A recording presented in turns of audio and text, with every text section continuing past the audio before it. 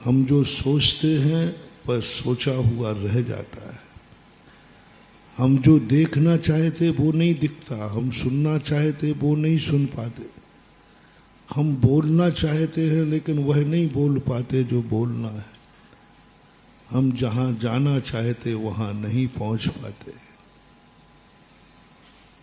कौन है, क्या गलती हुई है, कहां चूक हुई है जो हम कर्मों की कठपुतली बन करके नाच रहे हैं। कर्म हमें नचा रहा है, उसकी मन मर्जी पड़ती है हमें रुला देता है, उसकी मर्जी पड़े तो हमें हंसा देता है, उसकी मर्जी पड़े तो हमें क्रोधी कर देता है, मानी कर देता है, मर्जी पड़े तो हमें मायावी छली कपटी बना देता है, मर्जी पड़े तो लोभ का कीड़ा बना देता है। नाच रही है आत्मा कर्मों के वशीभूत होकर, कठपुतली बन चुकी, कर्म जैसा चाहे वैसा करा रहा है, मनमानी कर रहा है, हम कुछ भी नहीं कर पा रहे, हम देखते रह जाते हैं। हमारे सामने हमारी जिंदगी चली जाती है, हम देखते रह जाते हैं, हम अपनी खुद की आयु पूरी नहीं भोग पाते, हम देखते रह जाते हैं, सामने बेटा मर जाता है, बाप मर जाता है, हम देखते रह जाते हैं कि यह प्रकृति तबाह कर देती है। ये तीन बातें विचारनी हैं। जब जब आत्मा किस्मत के वशीभूत हो जाती है, समझ लेना किस्मत बहुत कम अच्छा करती है, बुरा ज्यादा करती है। क्योंकि जड़ और मूर्ख व्यक्ति पर ज्यादा विश्वास नहीं करना। हजार मूर्ख दोस्तों की अपेक्षा कहा है, ज्ञान का अर्थ यह नहीं है कि मैं शब्दों की भाषा बोल रहा हूं। शब्दों का ज्ञान तो रावण के पास भी था, पर ऐसा भाई होना कोई मतलब का नहीं हुआ। ज्ञानी वो कहलाता है, मित्र वो कहलाता है जिसको कभी तुमसे कोई अपेक्षा ना हो, सदा वो तुम्हारे लिए खड़ा रहे, उसका नाम मित्र है। अभी बता रहा हूं कौन है वह। हमारे पास चारों तरफ मूर्ख लोग हैं।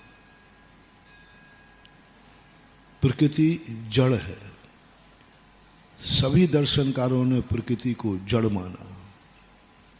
हमारे तरफ प्रकृति बिखरी पड़ी है, इस प्रकृति पर कभी भरोसा मत करना।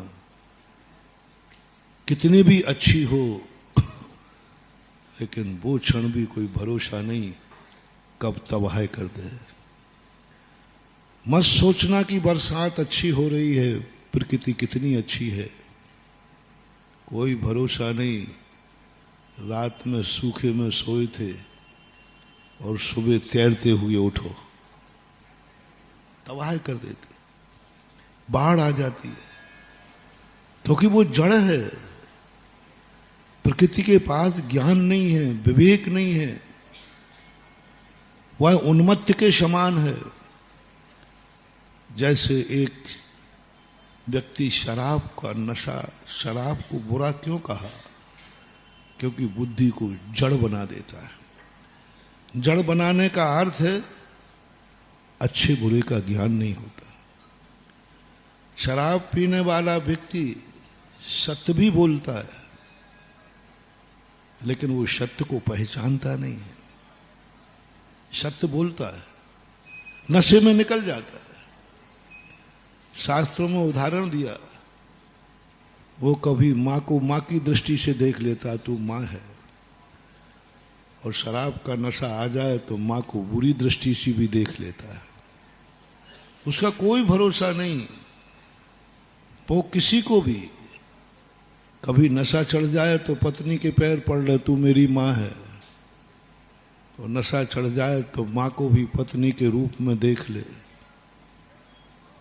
शराब का निषेध, कई लोग कहते हैं महाराज शराब में हिंसा नहीं होती, आप अहिंसा परमो धर्म मानते हैं, शराब में कोई जीव नहीं होते, कोई जीव बिल्कुल बहुत शुद्ध बनती है।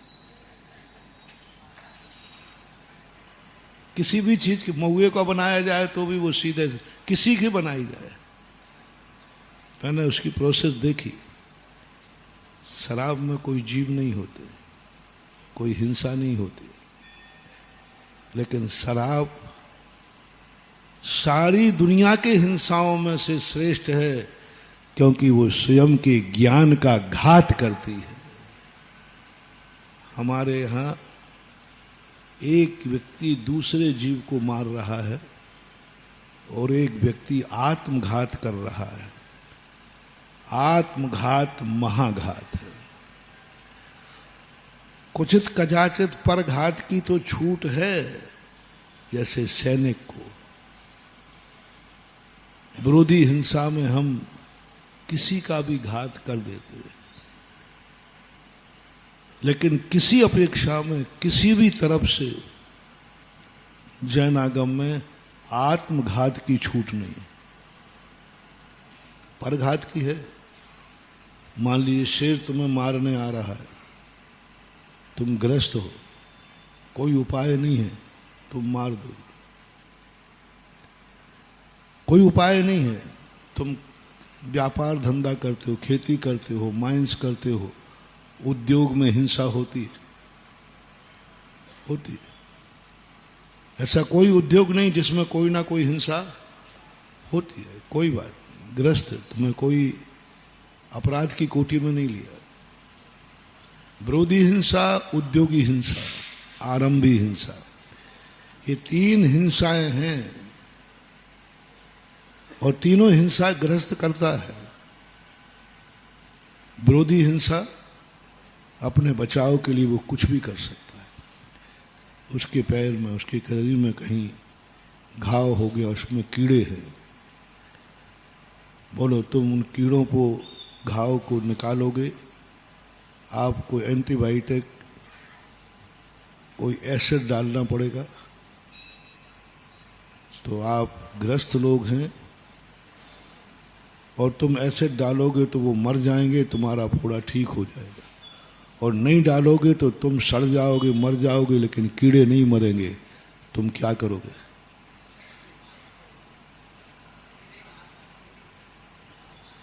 कीड़े स्पष्ट दिख रहे हैं, बिलबिला रहे हैं, और आपको डिटाइल या जो भी डालते हैं वो डालते, वो क्या होगा? मर जाएंगे। आप सबकी सहमति क्या है? मैंने स्पष्ट बता दिया। वो जीव मरेंगे या तुम मरोगे? तुम क्या करोगे? उनको निपटा दोगे कि स्वयं मर जाओगे? बताओ भाई, गुलाब बाबू तो बताओ। स्पष्ट मरना है उसका, निश्चित है, कोई बचा ही नहीं सकता। जिनवाणी ग्रस्त के लिए कहती है नहीं, वो अपने बचाव के लिए उन कीड़ों की जिंदगी नहीं बचाएगा, वो मरते हैं खेद के साथ, मजबूरी के साथ उनकी आराधना कर देगा। क्योंकि विरोधी हिंसा नहीं तो स्वयं की जिंदगी जाएगी। ग्रस्त का जीवन जैसे पुलिस इनकाउंटर करते हैं, तुम्हें मैं हिंसा की छूट दे रहा हूं। ग्रस्त हिंसा नहीं करता, उसे आपकी भाषा में बोले इनकाउंटर। इनकाउंटर पुलिस वाले ने पूछा मजिस्ट्रेट ने, क्या तुम बिना मारे नहीं चल सकता था? आपने उसको मारा क्यों? देखना मौत में और इनकाउंटर में कितना अंतर है। हत्या में और इनकाउंटर में कितना अंतर है। इनकाउंटर अपराध नहीं है, हत्या। तुमने उसकी हत्या की है या इनकाउंटर किया है। आप पूछो कि इनकाउंटर में भी व्यक्ति ने मारा है और हत्या में भी मारा। हत्या की सजा है, इनकाउंटर की सजा नहीं। मात्र एक बात है, सामने वाला मरा तो है, अदालत इतनी पूछती है यदि आप उसको नहीं मारते तो। एक प्रश्न का जवाब, बहुत अच्छा कानून है। एक प्रश्न पूछा, यदि तुमने उसको मारा, नहीं मारते तो पुलिस वाला बोलता है नहीं मारते तो वो मुझे मार देता। बस इतनी बात पर उसको बरी कर दिया जाता है। इसका नाम है इनकाउंटर। हमारी शास्त्रीय भाषा में इसको बोलते विरोधी हिंसा। यदि मैं उन कीड़ों को नहीं हटाऊंगा तो मैं मरूंगा, बस इतना ही। क्या इन कीड़ों को नहीं मारते तो? बस इतना सा प्रश्न बता दो। नहीं मारते तो महाराज मुझे मरना पड़ता, मेरे पैर कटना पड़ता, मैं जिंदगी नहीं जी पाता, मैं दुखी हो जाता। पर जिनवाणी कहती है इसने कीड़ों को मारा नहीं है, ये हत्यारा नहीं, इसने इनकाउंटर किया है। इनकाउंटर किया है। और पुलिस वाले इनकाउंटर करते हैं, उनको कोई जेल नहीं मिलता। ये सोच कोई पुलिस का नहीं है, कोई डॉक्टर अंबेडकर का सोच नहीं है, ना किसी दुनिया का सोच है। ये खोज सर्वज्ञ भगवान ने, जिनेन्द्र देव ने अपने सर्वज्ञ ज्ञान से खोज करके ये धारा लागू की थी। विरोधी हिंसा की धारा लागू की थी। बस सामने वाले से एक ही बात पूछना चाहता हूं, चाहे पेड़ की डाल हो, चाहे पेड़ के पत्ते हो, चाहे कुछ भी हो, यदि तुम ये पेड़ नहीं काटते तो, यदि तुम कुएं से पानी नहीं भरते तो उसमें जीव मरते। एक बूंद पानी में 36,450 जीव मरते हैं। और तुम कौन से धर्म को मानने वाले हो? जैन धर्म, अहिंसा धर्म। और इतने जीव स्पष्ट मर रहे हैं। आपको पानी को नहीं छूना चाहिए, ना पीना चाहिए, ना नहाना चाहिए, ना कुछ नहीं करना चाहिए। महावीर स्वामी ने खोजा नहीं, इस दुनिया में फिर यदि इस हिंसा को बचाया जाएगा तो दुनिया में जल के अलावा कोई नहीं बचेगा। क्या बचेगा? जल के अलावा कोई, मानव जाति, पशु जाति, सब खत्म हो जाए। यदि हम जल के जीवों को बचाते हैं तो मानव जाति, पशु जाति पूरी खत्म हो जाएगी, क्योंकि जल भी जीव है। जल भी जीव है। और जब भी आप लोग उसका उपयोग करोगे, उसका मरना निश्चित है, कोई टाल नहीं सकता। अब ऐसी स्थिति में क्या करें? और हम अहिंसक हैं, जैनी हैं।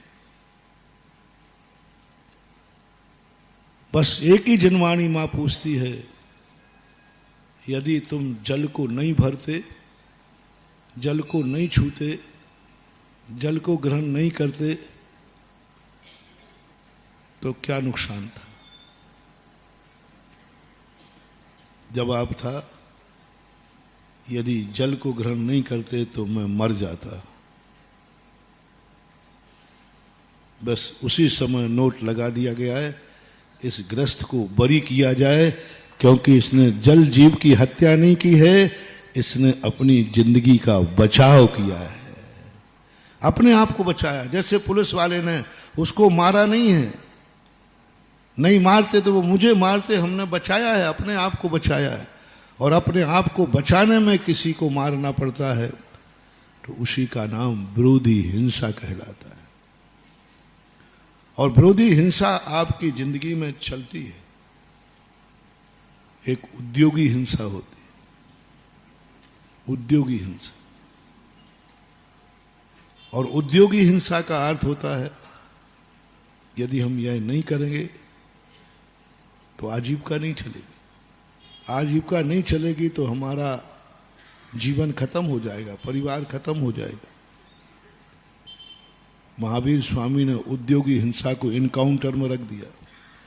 बोले कोई बात नहीं, ग्रस्त है उद्योगी हिंसा, इसके बिना, जिसके बिना नहीं चलता है वो छूट दे रहा हूं, नहीं तो तुम अभी मांसाहार का धंधा करने लग जाओ। धंधा यदि बिना हिंसा का है तो श्रेष्ठ है। बिना हिंसा के कोई धंधा होता है और उसमें तुम्हारी जिंदगी चलती है तो वृत्ति कहेगा, जैनी कहेगा कि हम वही धंधा करेंगे जिसमें, पहली बात तो हमें हिंसा करना ही नहीं चाहिए। फिर भी जिनवाणी ने छूट दी है, इसका अर्थ है कि सबको नहीं मारना है। जितने कम से कम में काम चलेगा वह चलाने का प्रयास करेगा, डायरेक्ट हिंसात्मक कार्य नहीं करेगा। एक आरंभी हिंसा होती है। आरंभी हिंसा बहुतायत महिलाएं करती हैं। चूल्हा, चक्की, झाड़ू, बुहारी, ये आरंभ कहलाते, 5 सूना कहलाते। और आप लोग भी जो स्नान आदि, ये सब आरंभ हिंसा में आएगा। ये 3 हिंसाओं की छूट दी है। मैं जिस प्रसंग पे आपको ले जा रहा हूं,